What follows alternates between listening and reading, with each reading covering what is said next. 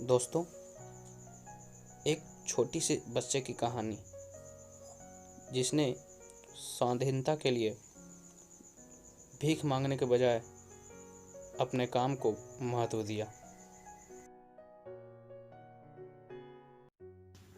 Awadhesh railway station पर बैठे गाड़ी की प्रतीक्षा कर रहा था। तभी जूते पॉलिश करने वाला एक लड़का आकर बोला, साहब जूता पॉलिश। उसकी दयनीय सूरत देखकर उसने अपने जूते आगे बढ़ा दिए। बोला, लो। लेकिन ठीक से चमकाना। लड़के ने काम तो शुरू किया, पर दूसरे पॉलिश वालों की तरह उसमें तेजी न थी। अवधेश बोला, कैसे आहिस्ता आहिस्ता पॉलिश करते हो, जल्दी जल्दी हाथ चलाओ। वह लड़का मौन रहा। इतने में दूसरा पॉलिश करने वाला लड़का आया। उसने इस लड़के को साइड करते हुए फटाफट जूते चमका दिए। पहले वाला गूंगे की तरह एक और खड़ा रहा। पैसे किसे देने हैं, यह कहते हुए अवधेश ने जेब में हाथ डाला।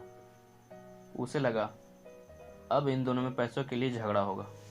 फिर सोचा, जिसने काम किया उसे ही दाम मिलना चाहिए।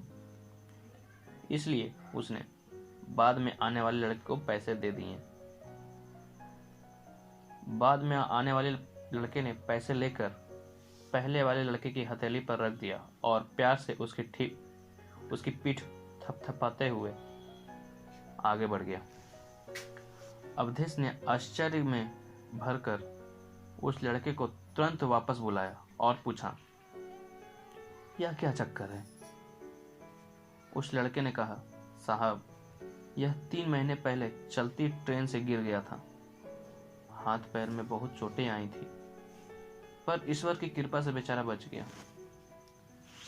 नहीं तो इसकी बूढ़ी माँ और 2 बहन छोटी है, उनका क्या होता?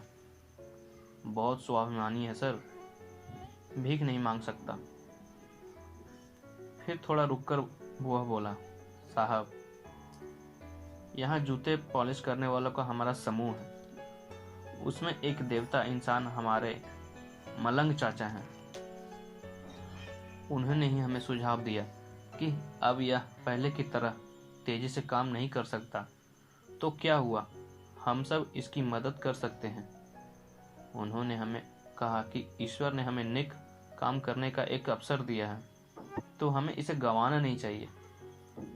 अतः स्टेशन पर रहने वाला हम सब साथियों ने मिलकर तय किया कि हम अपनी एक जोड़ी जूते पॉलिश करने की आय प्रतिदिन इसे दे दिया करेंगे और जरूरत पड़ने पर इसके काम में सहायता भी करेंगे।